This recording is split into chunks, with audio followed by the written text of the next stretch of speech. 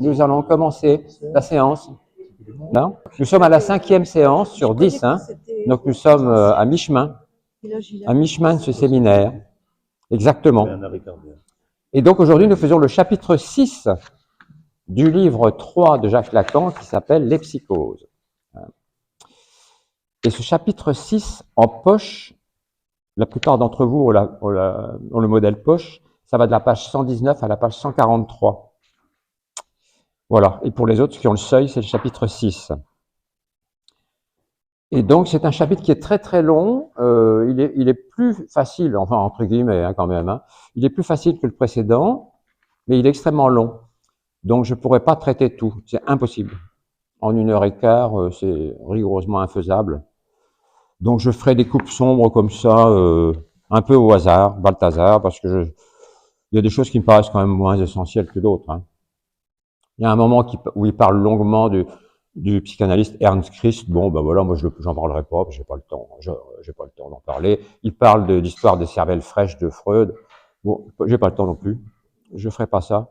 Il faut bien, je peux pas faire tout, c'est impossible. Sinon, je ferai une espèce de cavalcade effrénée, et ça serait compliqué pour vous de suivre. Ça serait pas. J'aime bien avoir un tempo un peu lent, adapté. Voilà. Et donc, il commence ce chapitre. Alors, je vais suivre un peu mon texte, pour une fois quand même, parce qu'il est très long, donc si je ne le suis pas, je vais oublier trop de choses. Il commence en disant « Il est toujours bon de ne pas laisser son horizon se rétrécir ». Voilà, il commence comme ça. Ce qui veut dire ceci, c'est que l'horizon, pour Lacan, c'est ça. Le sujet, et l'horizon, c'est l'autre. C'est-à-dire l'ensemble des symboles, le monde, l'autre des astres, comme il dit Lacan, l'autre des astres qui est toujours là à sa place, qui est stable. Voilà comment il le définit. Enfin, pas que comme ça, mais l'autre stable, toujours là à sa place, que vous soyez vivant ou que vous soyez mort, c'est pareil. Et donc, notre horizon, eh bien, c'est vraiment ça.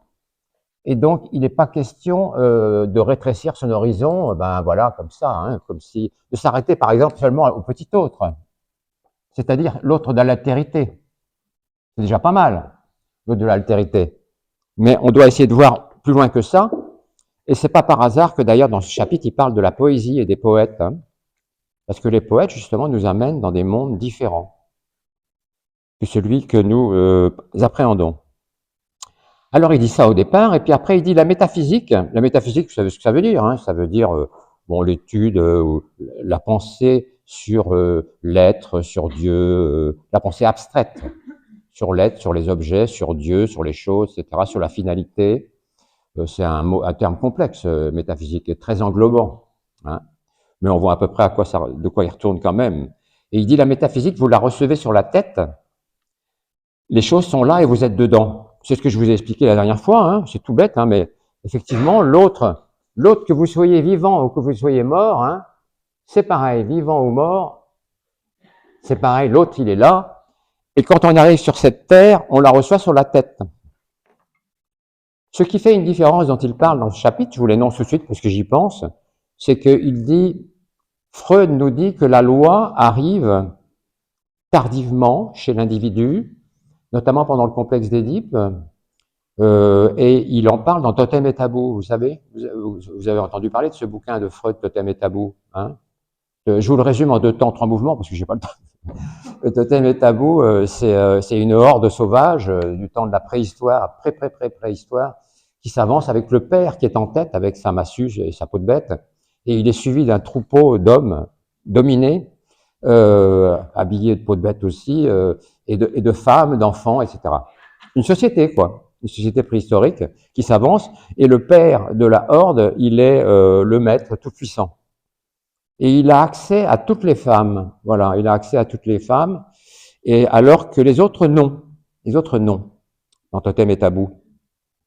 Et donc Freud dit, ben écoutez, ces hommes qui n'avaient pas accès à toutes les femmes, il y a eu un moment où ils se sont dit, mais le père, après tout, pourquoi lui, il a tous ces droits-là, et nous pas? Et donc qu'est-ce qu'ils ont fait? Ben ils l'ont tué.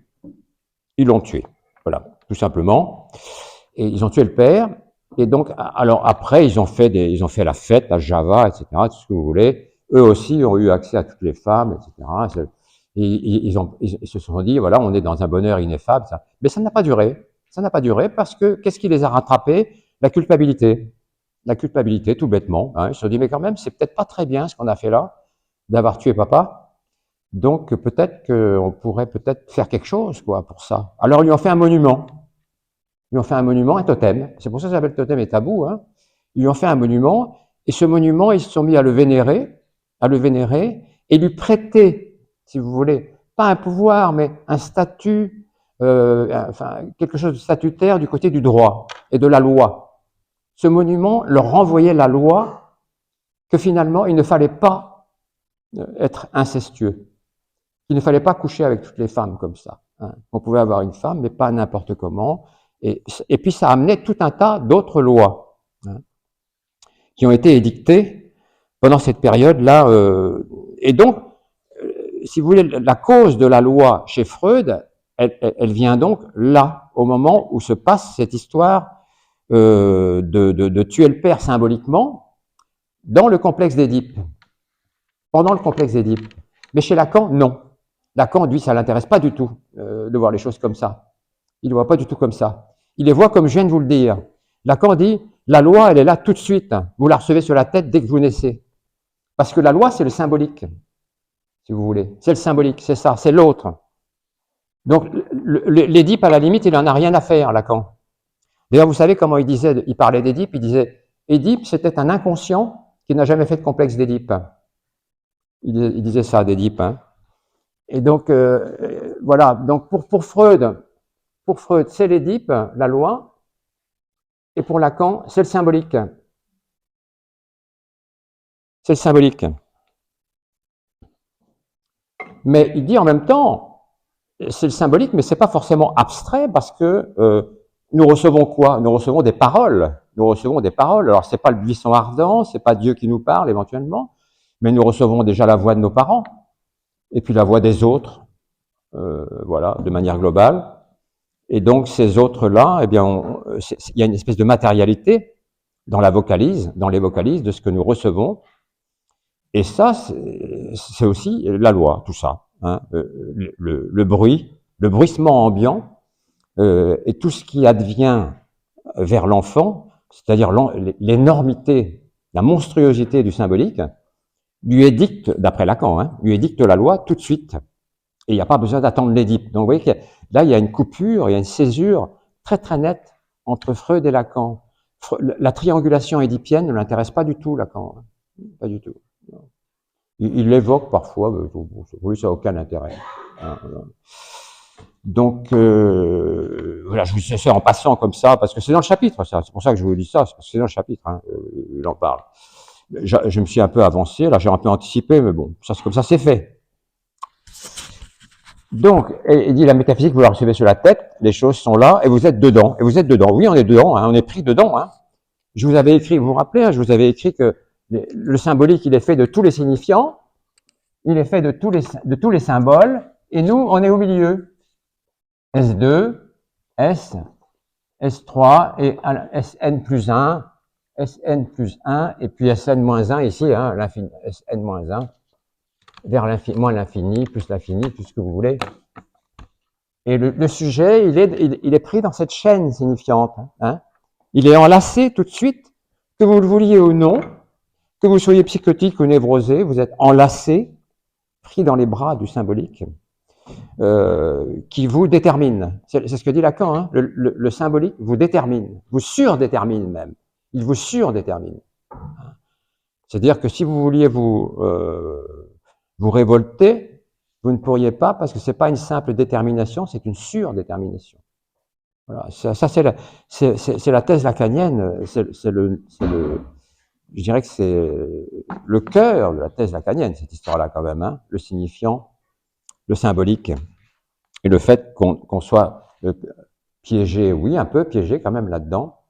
D'ailleurs, il y a un passage que je vous lirai tout à l'heure, qui est très très connu. C'est même le passage le plus connu de toute l'œuvre de Lacan. Il est dans ce séminaire-là.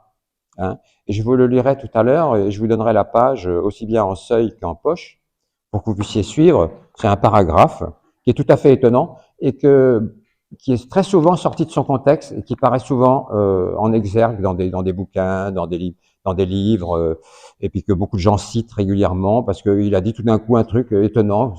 Parce que c'était plus ou moins préparé, hein, les séminaires de Lacan, tout n'était pas préparé. Donc ce passage-là, il a dit ça tout d'un coup. Il a dit un truc étonnant sur la destinée humaine. C'est très étonnant, hein, sur la destinée humaine. Donc voilà, et je vous lirai ça parce que c'est un passage assez stupéfiant, de puissance. Donc la métaphysique peut tout entière s'inscrire dans le rapport de l'homme au symbolique. Vous y êtes émergé à un degré qui dépasse de beaucoup votre expérience de technicien. Ce qui veut dire par là, c'est que même si on est psychologue, psychiatre, tout ce que vous voulez du côté des psychothérapeutes, c'est-à-dire des sujets supposés savoir, eh bien on est quand même pris dans le symbolique, hein, malgré tout, et on peut pas y couper, quoi. Et ça nous dépasse de beaucoup. Notre savoir est minuscule. Notre savoir de médecin psychiatre ou de psychologue ou autre, de psychothérapeute en général, est un supposé savoir minuscule et qui n'a pas grand-chose à voir avec l'énormité, puisque c'est le terme qu'il emploie, énorme, là, quoi, l'énormité, la monstruosité du symbolique, quoi, dans lequel nous sommes pris dès la naissance, comme dans une chaîne. On est enchaîné, voilà. Alors, il parle du schéma L, mais je vais peut-être pas le faire maintenant, c'est peut-être pas la peine. Alors, après, il passe, je vous en parlerai une autre fois. C'est pas compliqué, je vois. Et il dit ceci. Vous pensez, alors c'est une espèce de reproche qu'il fait, mais gentiment, hein, à son auditoire, on dit, vous pensez avec le sous-titre de Paul Claudel, le pire n'est pas toujours sûr. Alors, c'est quoi ça? Paul Claudel, tout le monde le connaît, hein, c'est l'écrivain et puis l'auteur de pièces de théâtre, Paul Claudel, le frère de Camille Claudel, et donc qui avait dit dans une pièce qui s'appelle Les Souliers de Satin. Tout le monde a plus ou moins entendu parler des Souliers de Satin, ça ne veut pas dire qu'on l'ait lu, hein, parce que c'est une pièce qui fait 11 heures, quand même, c'est long.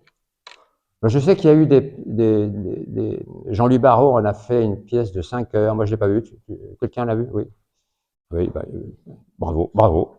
5 heures, et 5 heures c'est déjà pas mal, hein, et il y a eu un film aussi sur les souliers de satin dans les années 80, je crois, fait par un Portugais. Manuel de Oliveira. Oui, c'est ça, de Oliveira, exactement. Et donc, et dans cette pièce, alors c'est une pièce qui se passe à diverses périodes de la vie, hein, à diverses époques, avec beaucoup de personnages, mais c'est des histoires d'amour, des intrigues, etc. C'est très complexe. Certains, il n'est pas question que je vous résume ça ici, c'est rigoureusement impossible. En tout cas, il y a un des protagonistes qui dit à un moment donné, le pire n'est pas toujours sûr. Le pire n'est pas toujours sûr. Alors Lacan, il dit, nous pensons avec ça, et c'est pas bien de penser comme ça. Vous pensez avec le sous-titre, parce que la pièce s'appelle Les souliers de satin, et le sous-titre, c'est Le pire n'est pas toujours sûr. Le sous-titre de la pièce. Vous pensez avec le sous-titre de Paul Claudel, Le pire n'est pas toujours sûr, et vous vous maintenez dans un état moyen. Vous vous maintenez dans un état moyen, en vous disant, oh ben, c'est pas sûr que je vais avoir des soucis. C'est pas sûr que je vais être emmerdé. Donc, je me maintiens dans un état moyen. Ça va. Ça peut aller. Hein, c'est cool. Si vous voulez, d'une certaine façon. Et il dit, un état moyen, une heureuse incertitude. Une heureuse incertitude. Voilà. Une incertitude un peu béate, si vous voulez, quoi. Rendant possible une existence suffisamment détendue. Rendant possible une existence suffisamment détendue. C'est vrai que si on se dit, le pire n'est pas sûr, on est assez relax. Relativement relax. Ça suffit pas pour être totalement relax. Parce que être totalement relax, c'est être mort. Donc voilà, on ne tend pas véritablement vers ça à tout coup. Alors, pourquoi le fou croit à la réalité de son hallucination? Voilà. Alors, il dit, le fou, il n'est pas comme nous, il n'est pas détendu, cool, etc., en se disant le pire n'est pas toujours sûr. Parce que le fou, lui, il a une certitude, lui, c'est le contraire, il croit à la réalité de son hallucination. Et il dit pourquoi le fou croit à la réalité de son hallucination. Alors, après, il prend le contre-pied de ce qu'il dit, et il dit, en vérité, le fou, il n'y croit pas à la réalité de son hallucination. Et il dit, il est très facile d'obtenir les aveux d'un psychotique. Personne d'autre que lui n'a entendu ce qu'il a entendu. Et du coup, on pourrait dire, il n'en fait pas mystère. Parce que la certitude du psychotique, dit Lacan, c'est qu'il est sûr que ce qu'il, sur le point sur quoi il délire, ça le concerne. Voilà, c'est ça ce que dit Lacan.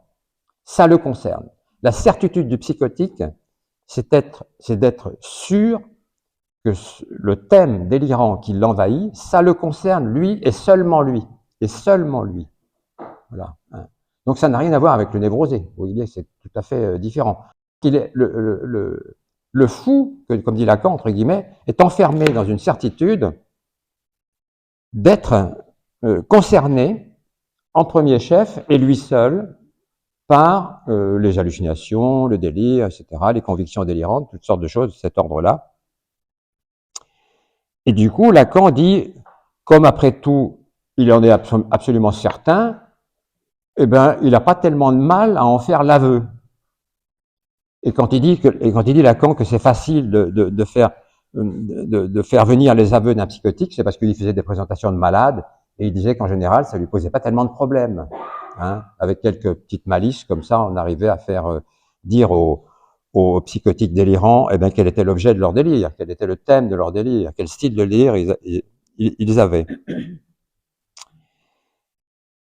Alors c'est ça, il dit cette phrase textuellement, Lacan, je vous lis sa phrase à lui, hein, il a une certitude, le psychotique donc, le fou, qui est que ce dont il s'agit de l'hallucination le concerne. Hein, c'est ça, et ça ne concerne que lui. Et d'ailleurs Schreber, puisque vous savez bien qu'on parle tout le temps de Schreber, hein, cet allemand, juriste allemand qui est un grand délirant et pour lequel Freud a fait une analyse longue, il l'a pas analysé lui, il a analysé le livre de Schreber, hein, qui s'appelle Une mémoire d'un névropathe. Eh bien, Schreber, il avait un délire à lui, bien à lui, qui était de penser qu'il allait devenir une femme et qu'il allait faire des enfants avec Dieu. Voilà, hein, c'était ça le délire Alors, à ce délire-là se rattachaient plein de petites branches chez Schreber, à savoir qu'il était aussi paranoïaque dans bien d'autres domaines, puisqu'en fait, il avait été soigné par un professeur de neurologie qu'on a évoqué la dernière fois, qui s'appelle Fleischig.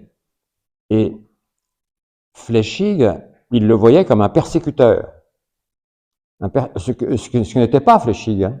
Fleischig essayait de le soigner tant bien que mal avec les moyens de l'époque. C'était plutôt compliqué. Il n'avait pas beaucoup de moyens, à part l'enfermement. Voilà. Et donc, mais lui, Schreber, il pensait que Fleischig était un malfaisant et qu'il lui voulait la peau carrément, quoi. Et comme si vous voulez, Schreber voulait se transformer en femme de manière à pouvoir avoir des enfants avec Dieu, et de cette manière-là, repeupler le monde, qui était dégénéré d'après lui, et bien du coup, transformé en femme, il se trouvait être l'objet sexuel des abus sexuels de Fleischig. C'était ça aussi son délire, hein, à Schreber. Donc il était sacrément allumé quand même. Hein. Donc il avait écrit une lettre à Fleischig pour lui reprocher tout ça. Alors c'est une lettre très ambivalente. Vous pouvez la trouver facilement, cette lettre, sur Internet. On la trouve très facilement. La lettre de Schreber à Fleischig. Elle se trouve très facilement sur Google. Elle est assez longue, mais elle se lit parce qu'elle est assez marrante quand même, malgré tout, bien qu'elle soit très délirante. Et il est à la fois très révérend par rapport à Fleischig. Il dit, cher professeur, vous êtes un grand penseur, vous avez créé des choses très importantes en psychiatrie, etc. Mais puis deux lignes plus loin, vous êtes un sacré salaud qui me violait toute la journée, etc. Voilà, il oscille entre, il est hyper ambivalent vis-à-vis de Fleischig. Et il se sent manipulé, il se sent spolié sexuellement par Fleischig. Et c'est pour ça qu'il va faire appel à Dieu, carrément, hein, pourquoi pas, carrément, il va faire appel à Dieu pour pouvoir s'en sortir, quoi. Hein. Parce que Lacan explique une chose, je ne suis pas vraiment mon texte, finalement, j'ai quand même commencé à le lâcher déjà. Donc, il explique une chose, il dit ceci.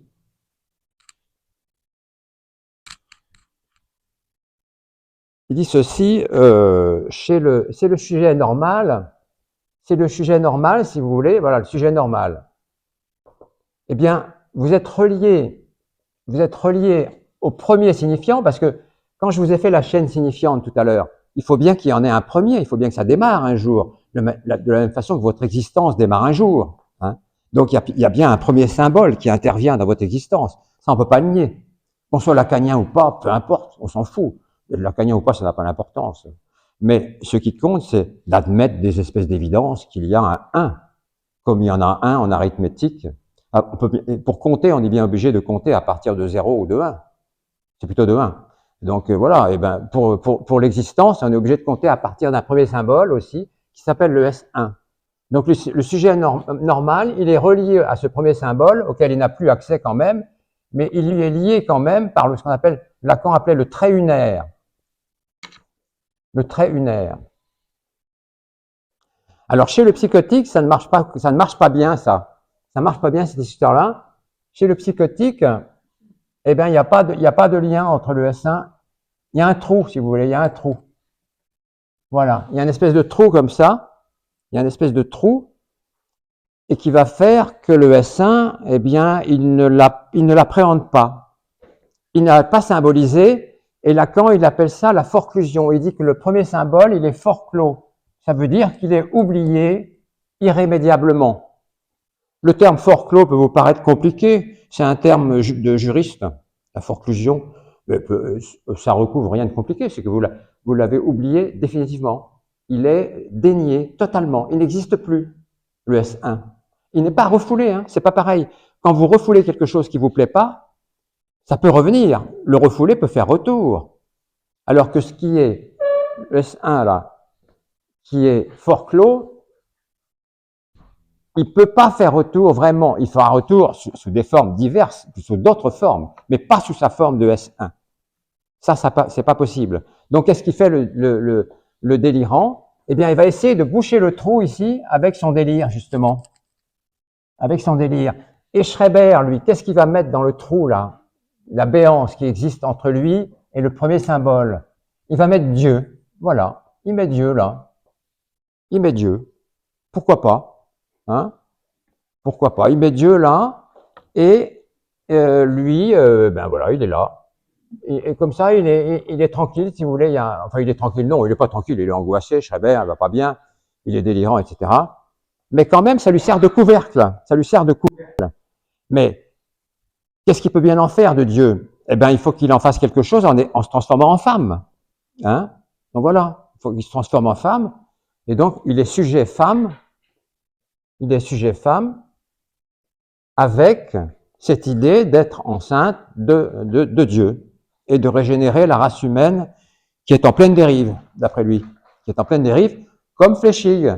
Flechsig est un beau salopard, et donc tous les êtres humains sont à la mesure de Flechsig, sont des beaux salopards et des dégénérés. Voilà, un petit peu comme ça, c'est un petit peu comme ça qui raisonne Schreiber.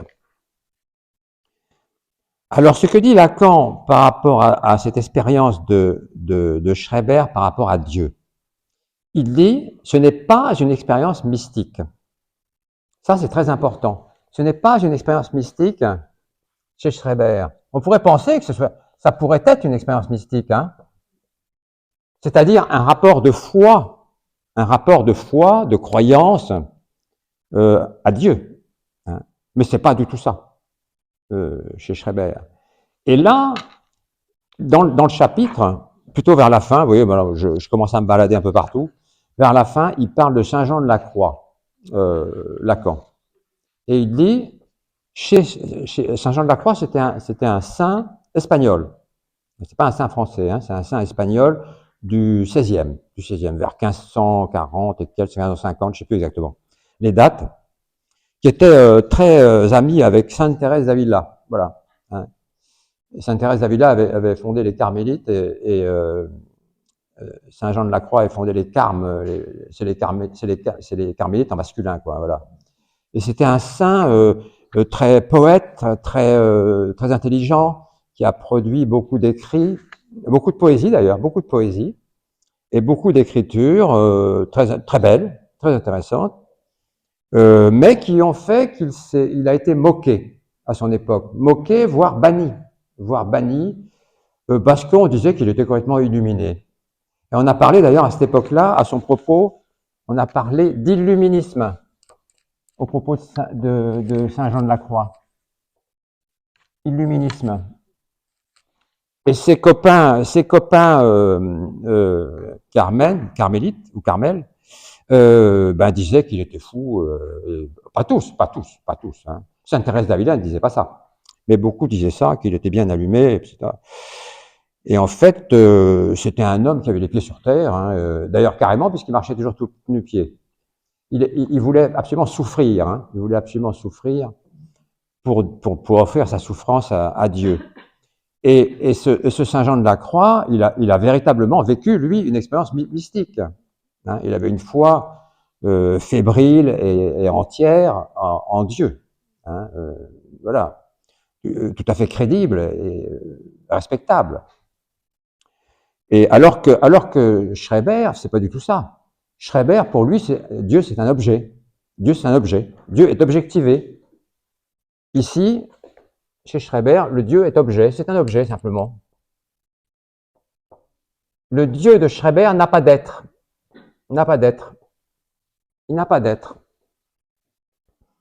Alors que le Dieu de Saint Jean de la Croix a un être. D'ailleurs, à la fin de sa vie, il s'adresse à lui. Je ne sais plus trop ce qu'il lui demande. Il lui demande, Dieu, qu'est-ce que je pourrais faire ou c'est Dieu qui s'adresse à lui, je ne sais plus trop. Il faudrait que je retrouve la phrase.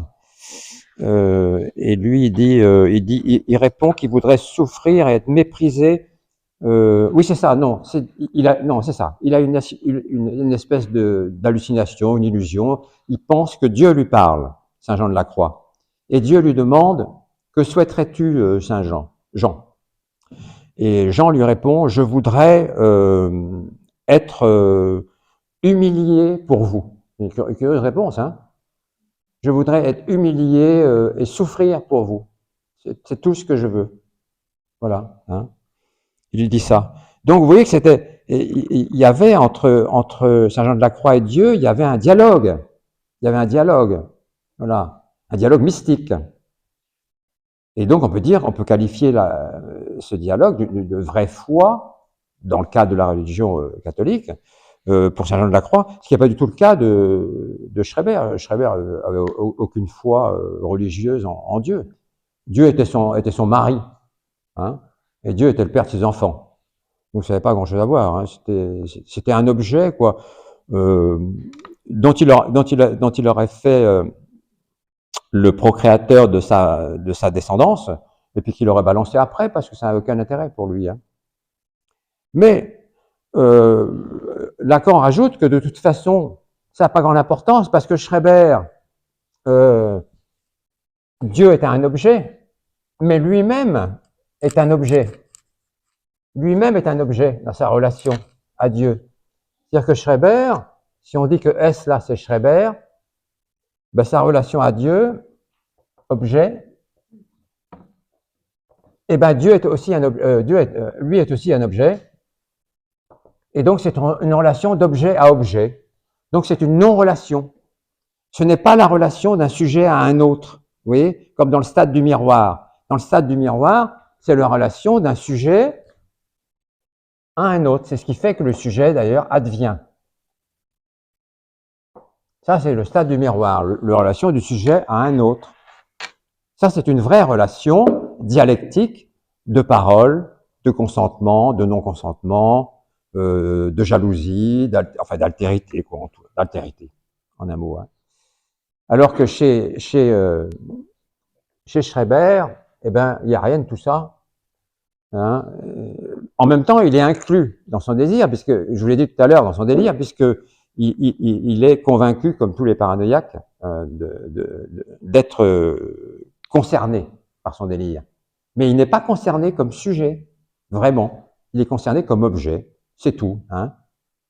Et donc Lacan se pose la question à un moment donné dans le chapitre de savoir pourquoi Schreber a écrit un bouquin aussi long, aussi proliférant, aussi luxuriant sur sa destinée, sur ce qui lui arrivait, hein, le mémoire d'un névropathe. Il se posait, il disait quand même c'est bizarre, pourquoi ce type qui finalement ne fait que s'objectiver a écrit un tel témoignage aussi luxuriant, aussi énorme, parce que c'est énorme, hein, le mémoire d'un névropathe. Hein.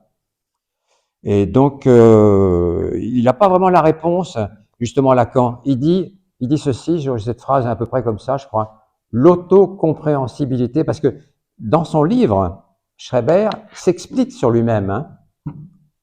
Il le fait pourquoi, Schreber? En même temps, c'est pour des bonnes intentions, c'est parce qu'il est, à ce moment-là, il est interné. Il est à l'asile, chez Flechig. Donc il se dit, quel moyen j'ai de pouvoir me sortir de là? Eh bien, je vais essayer en écrivant un livre. Je vais écrire. C'était pas idiot, hein, c'était pas stupide. Donc il a écrit une œuvre artistique, littéraire, qui s'appelle Mémoire d'un névropathe. Voilà, et donc dans lequel il est concerné, évidemment, au premier chef. Mais même ce témoignage-là, finalement, il le jette à nos pieds, si vous voulez, un peu comme un objet.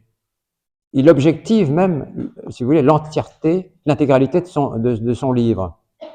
Il n'a même pas de rapport dialectique à lui-même, à son propre témoignage. Hein. Donc il est à la fois proliférant et pauvre. Hein, et pauvre, ce pauvre Chabert.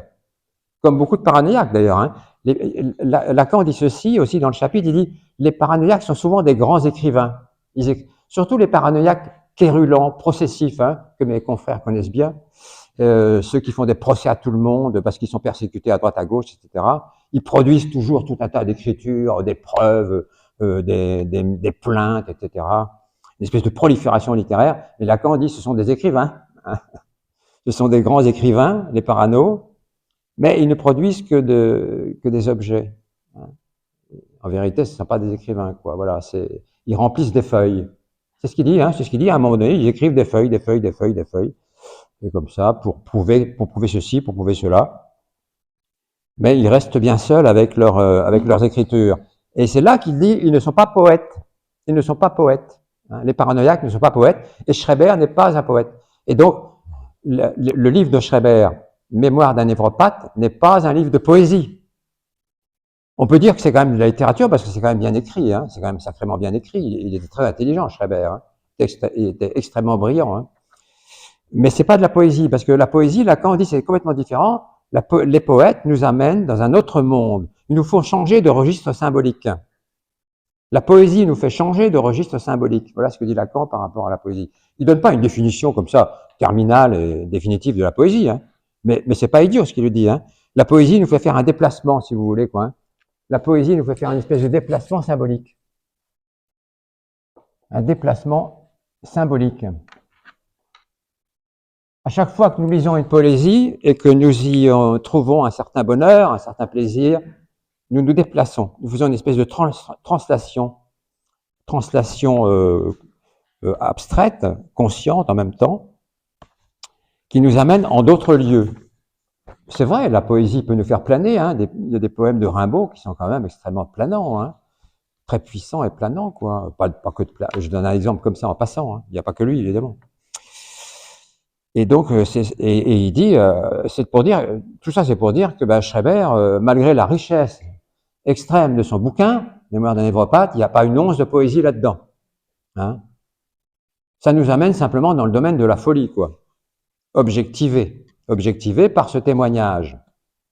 Et où il est dans un système, c'est Lacan qui le dit, d'autocompréhensibilité. C'est-à-dire que dans ce bouquin, Schreber ne cherche qu'une chose, se comprendre lui-même et prouver au monde qu'il a compris ce qu'il était,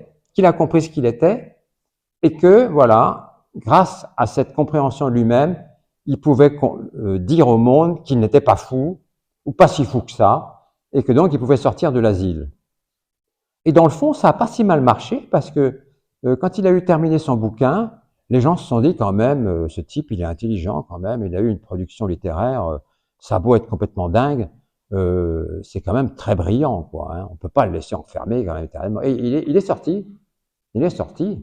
Hein. Il a trouvé une clé quand même, hein, une clé littéraire qui l'honore, hein, quand même, pour pouvoir sortir de l'asile. Alors, ça n'a pas marché tout le temps parce qu'après il est retourné, hein, parce qu'il s'est remis plus tard à redélirer plein pot, hein, et donc Flechig, hop, allez hop, maison, hein, maison, asile. Voilà, et d'ailleurs, il est mort à l'asile, hein, ce pauvre Schreber, parce qu'il s'est dégradé, quoi, c'est ça, il s'est dégradé. Et il y a un autre temps du chapitre où Lacan dit il faut faire la différence entre, ça c'est un peu de la psychiatrie, mais on peut l'expliquer simplement, hein, il faut faire la différence entre la paranoïa telle que le paranoïaque tel qu'on peut le voir chez Schreber, parce que vous voyez bien que Schreber, il répond exactement à la définition des paranoïaques, c'est-à-dire que il voit qu'il se dit que le monde est méchant, le monde lui est hostile, le monde le persécute, et que donc heureusement qu'il peut avoir un rapport à Dieu qui va cicatriser un peu le trou qu'il y a entre lui et le symbolique, si vous voulez, et le premier symbole qu'il n'a pas, qu'il a rejeté dans les dessous définitivement. Et donc il dit que le paranoïaque, Lacan dit ceci, le paranoïaque il est très productif. Il dit c'est un écrivain, mais c'est entre guillemets, hein, c'est un écrivain. Il parle pas seulement de Schreber, il parle des paranoïaques en général. Ce sont des écrivains, dit-il. Hein. Ce sont des écrivains. Ils ont un fourmillement délirant. C'est le terme qu'il emploie. Ça me revient maintenant. Un fourmillement délirant. À la place du trou que je vous ai mis tout à l'heure, vous vous rappelez, hein, ce trou-là, le S, le sujet, le S1, là il y a un trou, ben, le fourmillement délirant, il est là, dans le trou, le fourmillement délirant, pour essayer de le cicatriser, de le colmater. Et à ce sujet-là, Lacan, d'ailleurs, il fait une remarque sur l'art-thérapie. Ça m'a surpris, hein, où il nomme pas l'art-thérapie comme telle, mais il dit ça. Il dit, il n'est pas exclu que les activités artistiques soient très intéressantes pour les fous, comme Schreber. Parce que il vaut mieux avoir mettre ici une activité artistique de l'art plutôt que de mettre Dieu, un Dieu objet, plutôt que de mettre un Dieu objet. Ça sera toujours plus enrichissant. Il n'y a pas de doute, hein. Il n'y a pas de doute. Il dit ça. Alors, c'était pas pour vous dire ça que j'écris ça, c'était pour vous dire que les paranoïaques, donc, ils sont très proliférants, très luxuriants, et il dit, c'est pas comme les psychoses précoces. C'est différent de ce qu'on appelle les psychoses précoces. Alors ça, c'est un petit peu délicat, parce que psychose précoce, à son époque, ça voulait dire un petit peu les schizophrènes, mais une schizophrénie plutôt pauvre. On appelait l'hébéphrénie à l'époque, l'hébéphrénie. C'est des termes qu'on n'emploie plus, mais bon, il est pas mal de connaître des fois les hébéphrénies. Hébé, P-H-R-E-N-I-E. Hébéphrénie, ça veut dire, hein, si je ne me trompe pas, Jean-Claude, hein, quelque chose comme délire pauvre, hein, quelque chose comme ça. Hein. Oui, c'est des formes de schizophrénie où on a l'impression que la production est peut-être vite tarie, au fond. Tu peux prendre le micro, Jean-Claude? Oui, ce sont des formes de schizophrénie où la production est très pauvre, effectivement, et vite tarie. Hein. J'ai eu un patient hébéphrène comme ça il avait une fois émis un truc délirant, il était rentré dans l'appartement de sa sœur qui était en train de donner le bain à sa nièce et son neveu, et en criant vite, vite, vite, Adam et Ève viennent les chercher. Et c'est la seule fois où il a exprimé un délire. Ah oui.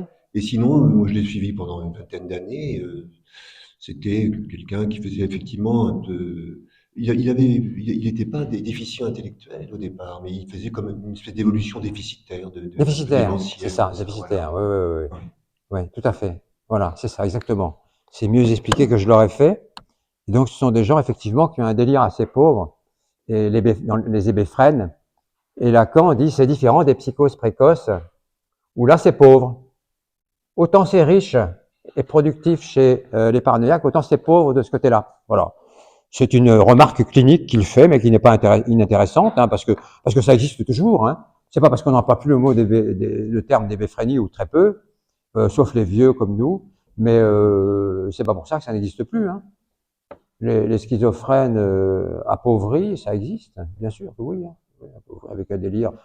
Peut-être parce qu'ils ont, comme dit Jean-Claude, un déficit au départ, ils sont un peu déficitaires, un peu démunis intellectuellement, et donc ils ont une production délirante qui aussi est relativement pauvre. Voilà, c'est des diagnostics un peu différentiels que l'on fait par rapport à la schizophrénie, ou des sous-diagnostics de la schizophrénie, quoi. Hein. Alors, il y avait aussi, je crois, l'éboïdophrénie, mais ça concernait les gens qui étaient très agités, je crois, non, ou agressifs, non? L'éboïdophrénie, non? Je me souviens plus. La Il psychopathie. y avait plein de termes comme ça autrefois. C'était riche aussi, hein. Des fois, c'était un peu trop riche. Hein. Psychopathie. Psychopathe, c'est ça, hein? Oui, c'est ça. Ça correspondait bien à ça. Hein. Et il y avait un tableau, je me souviens plus du nom de qui, où il y avait pour la schizophrénie, il y avait les signes négatifs et les signes Ah oui, positifs. c'est vrai. C'était le C'est vrai. tableau de, je sais plus qui. Oui, aussi, la catatonie, oui. Oui, l'ébéphranie catatonie, oui. Ça, c'était terrible, l'ébéphranie catatonie, hein, parce que les gens étaient complètement pris en masse, y compris physiquement. Donc, c'était quand même des tableaux terribles, surtout au moment où il n'y avait pas de neuroleptiques pour les détendre. Hein. Oui, avec les postures qui restaient. Oui, c'est ça, voilà. Ou alors le signe de l'oreiller. Le signe de l'oreiller Le signe de psychique. l'oreiller, hein. C'est-à-dire que un schizophrène, il était posé dans son lit et on voyait la marque de sa tête sur l'oreiller. Et le lendemain matin, on allait voir et c'était la même marque. Ça n'avait pas bougé, quoi. Parce qu'il y avait une espèce de raideur catatonique qui demeurait à l'époque où il n'y avait pas les neuroleptiques pour détendre ça, hein, les antiparkinsoniens et tout ça, pour détendre les gens, comme on le fait aujourd'hui. Maintenant, on voit beaucoup moins ces tableaux-là, voire peut-être on ne les voit plus, grâce aux médicaments, qui ne sont pas parfaits, mais quand même, qui aident quand même bien les gens, hein, à ne plus se retrouver dans une situation comme ça, qui est extrêmement dure. Hein. Alors, oui, la certitude d'être toujours concerné. Mais ça, je vous l'ai dit 50 fois, je ne vais pas recommencer. Je vais passer à la page suivante. Qu'est-ce que j'ai bien pu écrire? Ah oui, l'assassinat d'âme, c'est ça. Oui, c'est ça. Alors, il reproche à Flechsig, son médecin, neurologue, de lui avoir assassiné son âme. De lui avoir assassiné son âme. Et donc, Flechsig, alors qu'est-ce que ça veut dire le mot âme pour Schreber? Déjà, Lacan dit le mot âme, déjà nous, si on est supposé aller à peu près bien, on a du mal à définir ce que c'est que l'âme, sincèrement. Il dit l'âme et tout ce qui s'y rattache, dit Lacan, on a bien des soucis à la définir. Mais alors, pour Schreber, c'est encore bien plus compliqué. D'ailleurs, il ne la définit pas. En fait, l'âme pour Schreber, c'est lui-même, tout simplement. Tout est objectivé, tout est objecté, objectivé, et donc l'âme, c'est lui-même. Et donc, il est tué par Flechsig, qui commet un assassinat d'âme, hein, qui commet un assassinat d'âme mais par des voies qu'on ne comprend pas d'ailleurs, hein, parce que Flechsig ne le maltraite pas objectivement, mais il est quand même enfermé par Flechsig. Il est quand même enfermé par Flechsig. Peut-être qu'il a des traitements, je ne sais pas trop. Et donc, il dit que Flechsig s'est aperçu qu'il était transformé en femme pour pouvoir être fécondé par Dieu, et que donc Flechsig trouvait tout son bonheur à le violer en tant que femme, à abuser de lui sexuellement. Il pensait ça, Schreber. Hein. Il faut dire qu'il était quand même bien givré à une époque quand même. Hein. Et donc, il estimait que Flechsig assassinait son âme, c'est-à-dire lui-même, en permanence. En permanence. Voilà. Hein.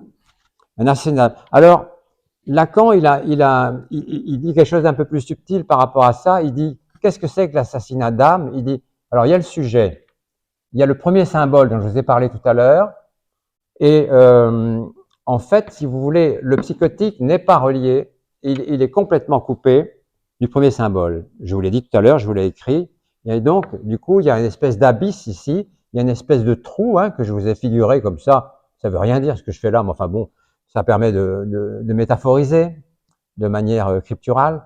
Donc voilà, et donc du coup le S1 est englouti. Le premier symbole est englouti et il peut entraîner le sujet avec lui dans le délire, dans une activité délirante pour se défendre, pour ne pas aller complètement jusqu'au fond, si vous voulez. Voilà, c'est comme ça que Lacan image, métaphorise l'assassinat d'âme en disant que le premier symbole, celui que le psychotique n'a pas réussi à acquérir pour démarrer dans la vie, tout simplement, eh bien ce premier symbole, c'est un gouffre, c'est un trou puisqu'il n'est pas là. Il n'est pas là pour le psychotique. C'est un trou dans lequel le psychotique sombre, hein, avec son activité délirante, quoi. Voilà. Je peux dire une petite précision. L'âme dans la langue allemande, c'est tout à fait particulier. Oui. C'est-à-dire que Freud Quand il écrit l'âme, Seele, il définit le psychisme. Le psychisme. Il n'écrit pas le psychisme, il écrit Seele, l'âme. Oui, tout à fait, la psyché, oui. La psyché et l'âme, oui, tout à fait, c'est vrai, c'est exact. Mais je voulais pas rentrer trop dans les détails de ça, mais c'est une bonne remarque, oui, c'est vrai. Mais chez Schreber, il n'y a pas vraiment de distinguo entre ce qu'il nomme l'âme et lui-même, quoi. Hein.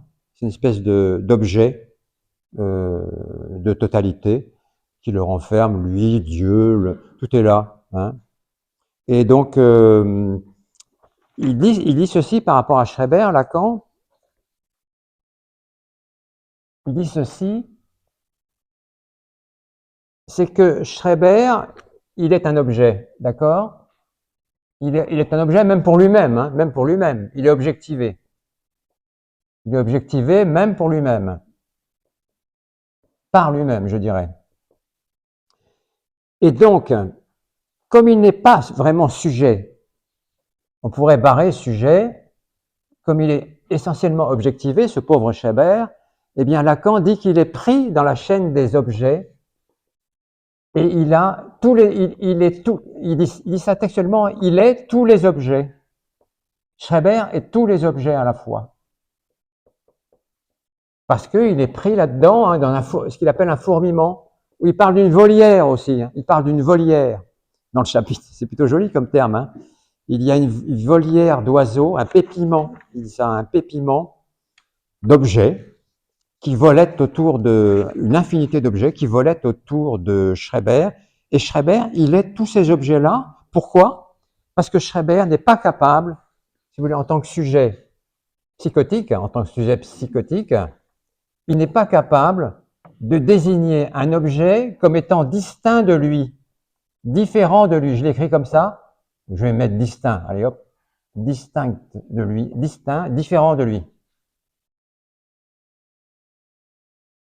C'est ce que nous faisons dans le stade du miroir. Le stade du miroir de Lacan nous permet de nous dire que nous ne sommes pas l'autre, hein, et que l'autre est quelqu'un d'autre, justement, que l'autre est quelqu'un d'autre, et ça c'est une bonne chose. C'est comme ça que démarre la jalousie, la rivalité et la relation à l'autre, l'altérité tout simplement. Hein. Donc c'est bien. Eh bien, chez Schreber, ça fonctionne pas. La relation à l'autre, la relation de sujet à l'autre, pas possible. Pas possible, impossible. Donc, il devient un objet, et du coup, comme il devient un objet et qu'il n'est qu'objet, il est manipulé. Il est manipulé, il est jacassé, comme dit Lacan. Hein, il est jacassé par les autres, il est parlé par les autres. Il est parlé par les autres, il est manipulé par les autres, il est spolié par les autres. Et il est objet parmi les objets, et comme il est objet parmi les objets, cette espèce de contingence infinie d'objets, c'est lui-même. Il est tous les objets à la fois. Ce pauvre Schreber. Ce qui donne un peu cette prolifération dont on parlait tout à l'heure d'ailleurs, hein. Cette prolifération littéraire, finalement, elle peut s'étendre en nappe jusqu'à l'infini. Jusqu'à l'infini. Et d'ailleurs, c'est peut-être une des raisons qui fait que les psychotiques paranoïaques sont des gens qui ne cèdent jamais sur leur délire, qui ne cèdent jamais sur leur certitude, hein. Et Lacan fait encore cette remarque, il dit, qui est assez marrante, il parle de la jalousie. Lacan. Alors il dit ceci, la jalousie, il dit c'est assez curieux, assez paradoxal, parce que si on parle comme dans la pièce de Paul Claudel, le pire n'est pas toujours sûr, les souliers de satin, eh bien, si on est jaloux, névrosé, c'est-à-dire que si on est un jaloux qui va bien, quoi. Parce qu'être névrosé, c'est aller bien dans l'ensemble. Sauf si on est trop exagérément névrosé. Mais être modérément névrosé, c'est normal. Ne pas être névrosé du tout, c'est pas normal du tout. Hein. Si vous n'êtes pas du tout névrosé, faut vous poser des questions. Hein. Oui, c'est vrai. Hein. Donc voilà. Et donc le névrosé, quand il est jaloux, eh bien voilà, il l'exprime. Il exprime sa jalousie par rapport à l'autre. Bien sûr. Mais en même temps, ce qui est curieux, c'est que Lacan dit, mais après tout, le névrosé, dans le cadre de la jalousie, il est plus délirant que le psychotique. Pourquoi? Eh bien, il va jusqu'à poursuivre son rival jusqu'à la chambre de sa femme. Hein, c'est ce qu'il dit. Hein. Il dit qu'il va, le sujet névrosé, s'il a un rival, et que ce rival est dans la chambre avec son épouse, l'épouse, alors que c'est une évidence que le rival est avec son épouse, eh ben, il le poursuit quand même jusque dans la chambre pour vérifier que c'est bien ça, en espérant de façon quasi délirante que ce ne soit pas ça. Vous voyez? C'est ça le paradoxe que Lacan émet. Il dit le vœu du névrosé qui poursuit son épouse jusque dans la chambre du rival, ou la chambre de l'épouse, eh bien, son vœu, c'est que l'être rival n'existe pas. N'existe pas. Et donc, c'est quasiment délirant. Hein. Et donc, il dit, finalement, le névrosé jaloux, il est pas loin de délirer. Il n'est pas, il est pas dans la réalité. Il n'est pas dans la réalité. Alors que, ça c'est les contradictions de Lacan, les paradoxes de Schreber, je veux dire, alors que Schreber, lui, et les paranoïaques en général, eh bien, ils sont dans la certitude. Ils sont dans la certitude que ce dont en quoi ils ont mis leur foi délirante, eh bien, c'est vrai. C'est vrai. Donc, ils n'ont même pas besoin de le vérifier. Ils vont pas aller poursuivre la vérité de leur jalousie dans la chambre du rival. Ils vont pas le faire. Parce qu'ils ont une certitude. Ils ne placent pas ça du côté de l'incertitude. Vous voyez ce que je veux dire, hein? Donc, c'est assez curieux la démonstration de Lacan là-dessus, hein, sur la jalousie. C'est assez marrant en même temps. Hein. C'est assez marrant. Évidemment, c'est un peu poussé, c'est un peu... mais ça, c'est la dialectique lacanienne, hein, bien sûr. Mais c'est plutôt rigolo. Mais ça, vous l'avez dans le chapitre. Hein, c'est écrit... pardon? Moi, j'ai eu un patient qui était probablement paranoïaque, qui n'allait pas dans la chambre de la femme. Mais il mettait des fils sur les portes, il mettait de la farine par terre pour voir s'il y avait des pas. C'est-à-dire, il voulait pas le rencontrer, non, mais ça. il voulait des preuves indirectes, oui, de sa présence. Tout à fait, oui. Oui, ils peuvent tout à fait mettre en place des procédures très complexes comme ça, hein, de surveillance, etc., bien sûr. Hein. Mais la démonstration de Lacan, elle est un peu abstraite en même temps, hein, mais elle est marrante parce que c'est un espèce de contre-pied, quoi, qui est plutôt amusant, quoi. Oui, c'est ça, il dit, la jalousie, il dit ça, page 125 de votre livre de poche, hein, la jalousie normale se refuse le plus naturellement du monde à la certitude, quelles que soient les réalités. Voilà, c'est ça, hein. On ne veut pas admettre qu'on soit trompé. Alors, il y a bien un jour où on l'admet quand même, hein. Il y a bien un jour où il faut bien mettre les pieds dedans. Mais jusqu'au bout, on espère, de manière un peu délirante, que c'est pas vrai. C'est pas possible. Tu m'as pas fait ça. C'est impossible. Tu m'as pas trompé. Non, je ne peux pas. Pardon.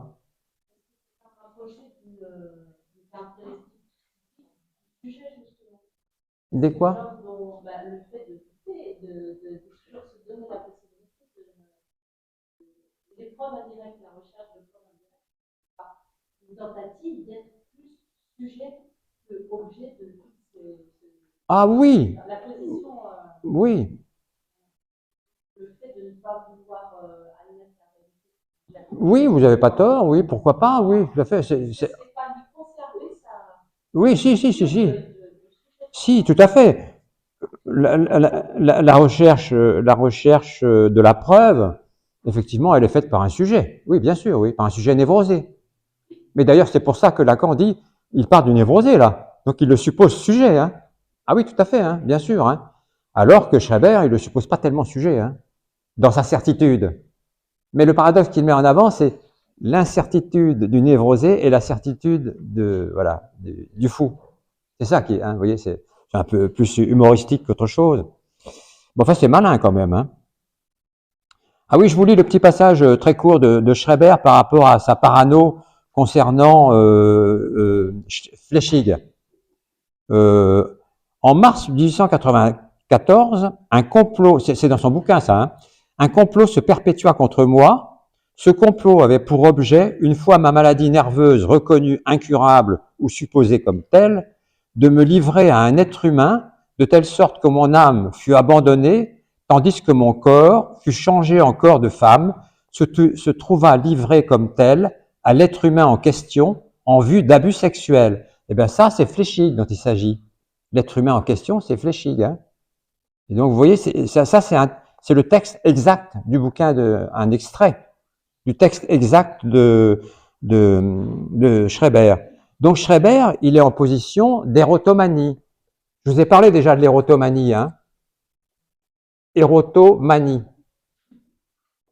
C'est la sensation délirante d'être aimé.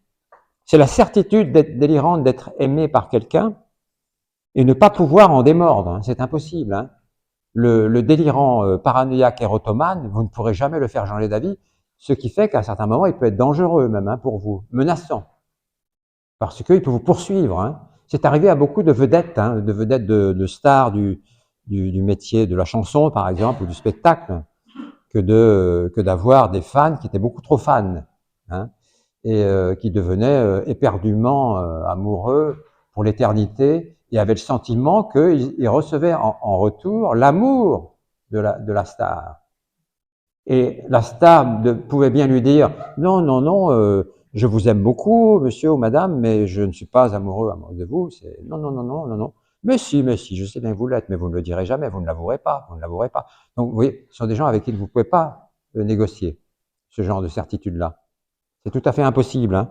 Et ça peut prendre des modes extrêmement menaçants parce que, à force d'être poursuivi et de toujours dire non, mais vous vous trompez, je ne suis pas amoureux, ça peut rendre furieux le paranoïaque et il peut arriver à commettre des actes agressifs extrêmement dangereux, hein, voire mortels. Hein. Donc, l'érotomanie, c'est pas drôle hein, d'être en but. On pourrait se dire, ah ben c'est sympa d'être aimé follement de quelqu'un comme ça pour l'éternité. Ben pas du tout. C'est pas du tout sympa, hein, et c'est même menaçant. Voilà, et extrêmement. Les gens étaient obligés de se cacher, de se protéger, etc. D'essayer de couper les ponts, mais les autres sont tellement, je disais quérulents tout à l'heure, ils sont tellement en recherche tout le temps qu'ils trouvent toujours des combines pour retrouver. Vous savez, quand c'est des stars, c'est facile de trouver à quel moment il va se retrouver dans telle ville. Hein. Et donc voilà, et aller au spectacle et puis hop, le choper dans sa loge et lui dire je vous aime et puis je sais bien que vous m'aimez aussi quoi. Oh là là là là, la cata. Ouais, la cata. Et c'est arrivé à beaucoup de gens, hein, à beaucoup de stars. Voilà, voilà. Il parle de la prolifération littéraire, etc. Il dit Schreber jette son témoignage à nos pieds, il n'est pas vraiment dedans. C'est ça, hein. Schreber jette son témoignage, c'est-à-dire son bouquin, à nos pieds, Mémoire d'un névropathe, et c'est un peu faites-en ce que vous voulez, quoi. Hein, faites-en ce que vous voulez. Et moi, je suis pas vraiment dedans finalement. Je suis concerné par le délire. Il dit pas délire, bien sûr. Je suis concerné par ce qui m'arrive avec Dieu et avec Flechig, mais mon bouquin, hein, c'est un témoignage. Et c'est là que Lacan dit, il y a quand même une énigme du côté de chez Schreber. Eh ben, c'est que son effort d'auto-compréhensibilité, c'est-à-dire se comprendre lui-même, eh bien, on ne sait pas trop de quoi il retourne. Là, Lacan, il jette sa langue au chat. Il donne sa langue au chat. Hein. Lacan donne souvent sa langue au chat, vous savez. Hein. Lacan n'avait pas de certitude. Il disait toujours la vérité, aucune vérité n'est vraie tout le temps. Il disait ça, hein, aucune vérité n'est vraie tout le temps. Et il disait aussi, il est urgent de ne pas comprendre. Donc Lacan, c'était pas un beau parleur qui disait, je vous énonce que des vérités, etc. Il a dit une fois quelque chose qui a un peu étonné les gens. Il avait dit, je dis toujours la vérité. Alors les gens disent, ah ben merde, il est gonflé, lui. Mais après, il a rajouté, mais pas toutes. Parce que toutes, on ne peut pas. Vous voyez, donc en fait, il admettait qu'il disait des petits bouts de vérité qui n'étaient pas vrais tout le temps, et que toute la vérité, on n'y avait jamais accès. Hein. Voilà. Et que quel que soit le savoir que l'on puisse avoir, savoir de psychiatre, de psychothérapeute en tout genre ou autre, eh bien, on n'atteint pas la vérité. La vérité nous échappe tout le temps. De la même façon que nous échappe l'objet de notre désir. Parce qu'il parle de ça dans le chapitre aussi. Il parle du désir. Il parle du désir en disant, je regarde l'heure qu'il est, ah oui, ça avance, hein. J'avance pas beaucoup, l'heure avance très vite. Je suis débordé par l'heure. Voilà. Et donc le désir, voilà, c'est ça le désir, le sujet désirant, le désir. Alors, il dit, nous sommes persuadés que sur les rails de nos instincts, c'est le terme qu'il emploie, hein, les rails de nos instincts, de notre poussée instinctuelle, nous amènent au terme de notre désir, à l'objet de notre désir. On pourrait penser ça, hein. On pourrait penser ça, qu'instinctuellement, on va aller chercher le principe de plaisir, c'est-à-dire ce qui nous ferait le plus, nous apporterait le plus de satisfaction, hein, du fait de l'instinct, du fait du mouvement instinctuel. Eh bien, Lacan dit c'est complètement faux. Ça ne marche pas du tout. Les rails de l'instinct, les rails, c'est le terme qu'il emploie, les rails de l'instinct ne nous amènent pas à l'objet de notre désir. Cet objet nous est constamment refusé. Alors, il dit ceci, il nous apparaît au tout début de notre existence sous une forme hallucinée. C'est quoi? C'est pas compliqué de comprendre ça. Il nous apparaît tout à fait, l'objet de notre désir nous apparaît au début de notre existence sous une forme hallucinée. C'est quoi? Ben, c'est tout simplement que l'ensemble des symboles, l'autre avec un A majuscule, vous commencez à savoir ce que c'est l'autre maintenant quand même, hein. J'en ai parlé quand même à chaque séance, de ces 5 séances qui se sont écoulées. Eh bien, quand vous naissez, cet autre vous tombe dessus, quoi, hein, littéralement, hein, littéralement, il vous tombe dessus, ne serait-ce que par les mots, ne serait-ce que par les mots que vous prononcent vos parents, l'entourage de vos parents, vos amis, comme il est mignon, comme il est joli, le bébé, etc. Vous voyez ce que je veux dire, hein? Ben, ça, c'est l'autre qui vous tombe dessus, hein, comme ça, hein. C'est l'autre, hein, qui vous tombe dessus, ici, comme ça, sur le sujet. Et donc, cet autre, eh bien, vous imaginez bien que le bébé, quand il a une espèce de vision comme ça, un peu effrayée quand même aussi, hein, de tout cet entourage d'adultes qui lui parlent, qui lui font des risettes dans tous les sens, qui lui disent comme il est mignon, comme il est joli, etc. On voit des bébés qui ont un peu peur, des fois un peu. Hein. Et donc, pour eux, c'est une activité ou c'est un ressenti pseudo-hallucinatoire, hein, pseudo-hallucinatoire de l'autre. Ils ont pas mal, quelquefois du mal à incorporer parce qu'ils sont encore pas dans l'altérité. La relation à l'autre banal, l'autre de l'altérité, ils ne l'ont pas encore quand ils sont tout bébés. Donc voilà, ils ont un peu de mal avec ça, avec ce grand autre-là. Et donc leur désir, eh bien c'est compliqué, ils ne savent pas trop quoi en faire de cet autre-là, quoi, hein. Et donc, qu'est-ce que l'on fait, nous, pour trouver, quel compromis trouvons-nous? Quel compromis trouvons-nous si nous n'avons pas accès à notre désir? Eh bien, à l'objet de notre désir. À l'objet de notre désir, pas à notre désir, à l'objet de notre désir. Eh bien, nous fantasmons. Et le fantasme, c'est la relation du sujet. On met un poinçon comme ça, hein, pour marquer qu'il y a une relation. On tamponne la relation entre le sujet et l'objet de notre désir. Parce que l'objet A, chez Lacan, c'est l'objet cause du désir. C'est la définition exacte, hein, de Lacan de l'objet du désir A. C'est l'objet cause du désir qui nous est poinçonné à la naissance. Et ça nous permet, cette relation fantasmatique ici, nous permet d'échapper à cette relation au grand autre que nous ne pouvons pas gérer. Vous comprenez?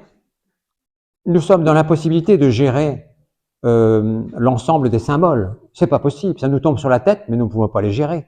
Donc, qu'est-ce que l'on fait? Eh bien, on remplace, si vous voulez, on substitue à cet ensemble immense, énorme, colossal, monstrueux, on substitue un seul objet, éventuellement, un objet fétiche ou autre, et on le nomme fantasme, ici, l'objet fantasmé. Et là, du coup, ça marche. Là, du coup, ça va. Là, du coup, ça va. Comme ça. C'est plus simple. C'est plus simple. Et Schreber, lui, n'a pas réussi ce coup-là, puisqu'il a remplacé le fantasme par Dieu. Par Dieu.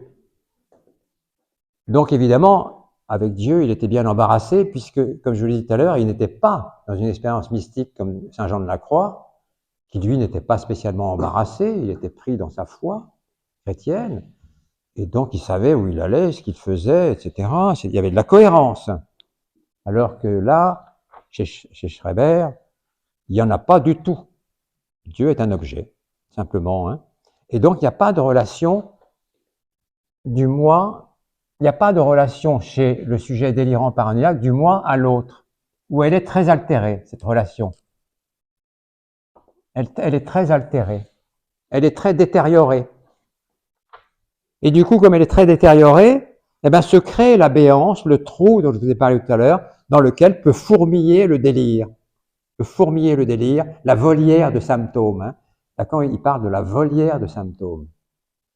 Pour le psychotique, hein, pas pour le névrosé. Chez le névrosé, il n'y a pas une volière de symptômes, il y a des symptômes. Il peut y en avoir même parfois pas mal, des symptômes chez le névrosé, mais il n'y en a pas une volière comme ça, un pépiment. Et d'ailleurs, dans son texte, Schreber, il parle du pépiment des oiseaux qui l'environnent comme étant plus ou moins menaçant. Voilà. Donc il désigne d'une certaine façon ces symptômes, hein, en désignant les oiseaux du ciel, qui sont une espèce de nuage noir pépillant comme ça, et l'environnant, l'englobant, l'enfermant, hein, l'entourant. Donc vous voyez que c'est quand même un chapitre qui est plutôt sympa, même s'il est complexe quand même, mais on peut arriver à le détricoter un peu sans le dénaturer, je répète toujours ça, sans le dénaturer, sans le détruire, et en étant honnête avec le texte lacanien. Donc avant de vous lire le petit bout de texte, je vais quand même vous dire un tout petit mot de ce qui est central quand même dans ce chapitre, mais je vous l'ai déjà dit, mais enfin je vous le redis, je vous l'ai déjà dit aujourd'hui même, mais je le redis, c'est que chez le sujet psychotique, chez le sujet délirant, appelons-le sujet délirant, quelque chose a cloché dès l'arrivée sur Terre, comme dit Lacan, dès la montée du sujet sur la scène du monde. Dès que le sujet advient à la scène du monde, quelque chose cloche.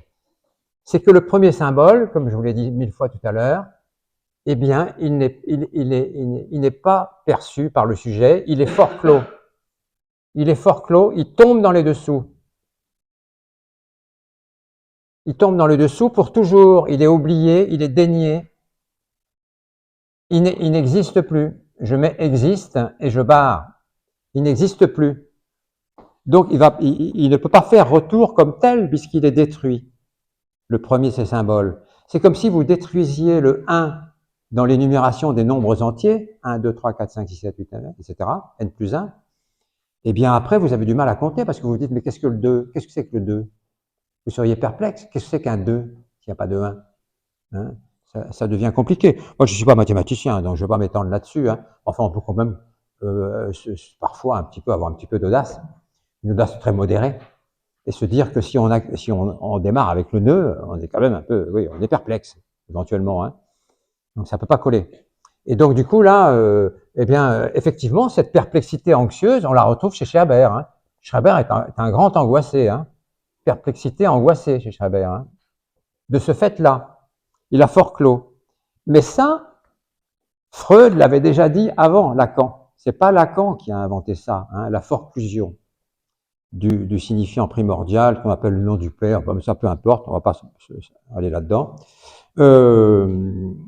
Il l'avait dit, Freud, en parlant de la Verwerfung, peu importe le terme allemand, hein, Verneinung, Verwerfung, Meyaung, etc. Il y a plusieurs termes qui sont employés dans ce chapitre. Il les nomme, Lacan, mais on ne va pas les reprendre parce que c'est pas indispensable. Peut-être qu'on aura le temps dans d'autres séances de les écrire simplement au tableau, mais aujourd'hui j'ai pas le temps parce que là je suis un peu serré au niveau timing. Donc cette forclusion. Alors qu'est-ce qui se passe? Si vous avez forclos, si vous avez fait en sorte que ce S1 n'existe plus, comment va-t-il revenir à vous quand même? Parce qu'il va quand même revenir à vous. Non pas comme chez le névrosé sous la forme de symptômes, hein, mais il va venir à vous sous la forme d'hallucination. C'est quand même des symptômes, enfin bon.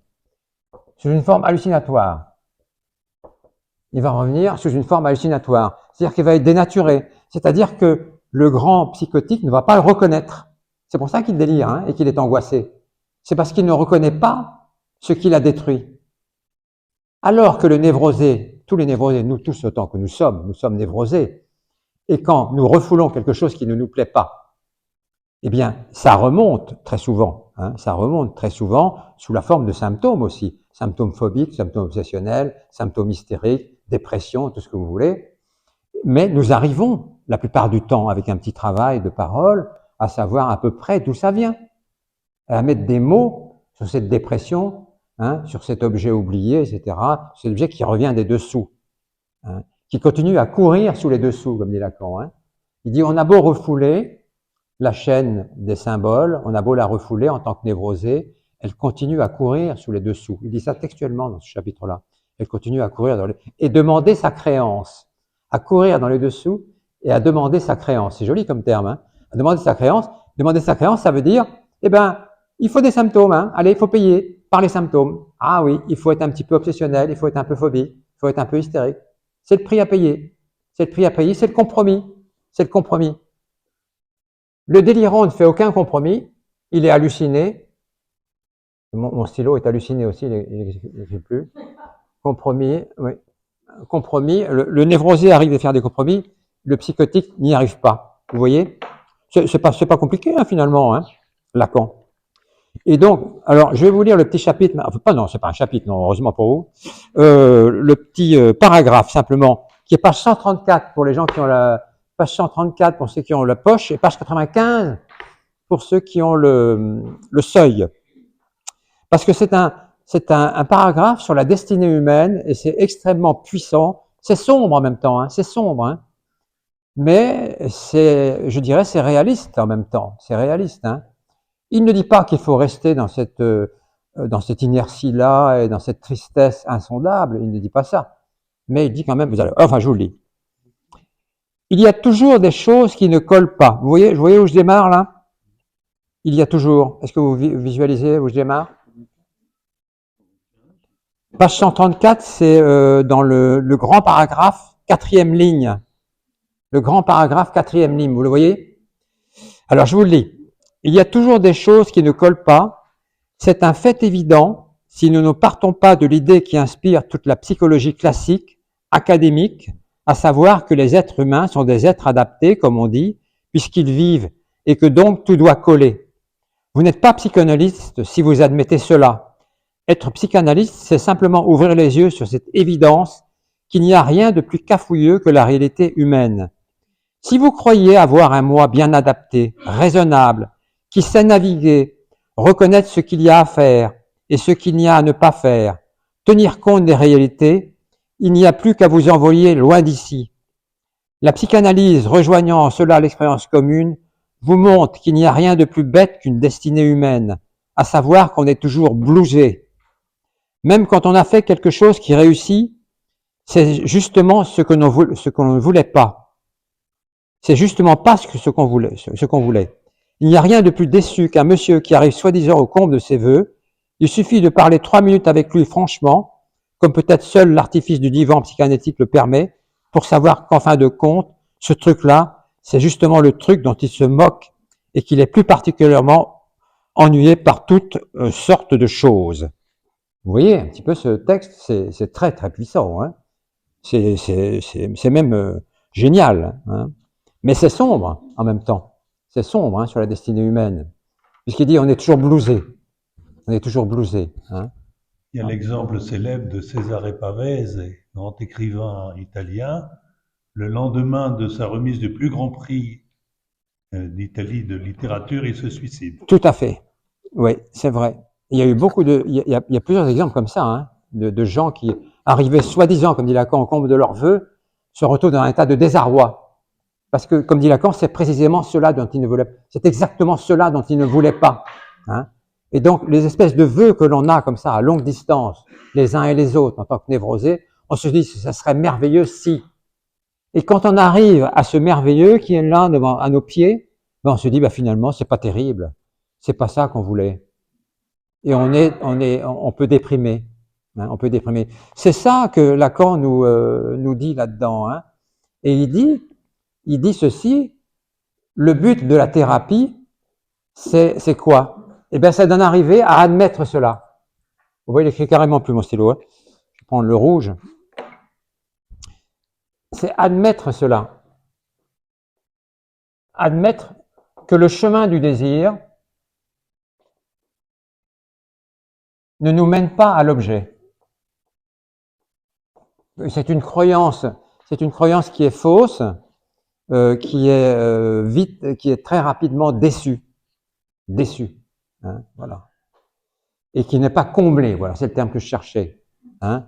Vous n'êtes en rien comblé par le fait que vous arriviez soi-disant au comble de vos vœux, pour une raison qui pourrait s'expliquer analytiquement parlant, c'est que le S1 dont je vous ai parlé, le premier symbole, eh ben jamais vous ne le retrouvez. Jamais vous ne pouvez le retrouver. Vous avez un lien avec lui. Vous pouvez en parler conceptuellement, de manière abstraite, mais vous ne pouvez pas il est perdu. Hein, vous ne pouvez pas le retrouver. Et donc, ça serait peut-être ça, l'objet que vous souhaiteriez retrouver, mais les objets que vous trouvez sur Terre et qui devraient vous satisfaire, ben, c'est pas S1. Et donc, vous êtes forcément déçu. Voilà, j'arrête pour aujourd'hui parce qu'il est l'heure en plus.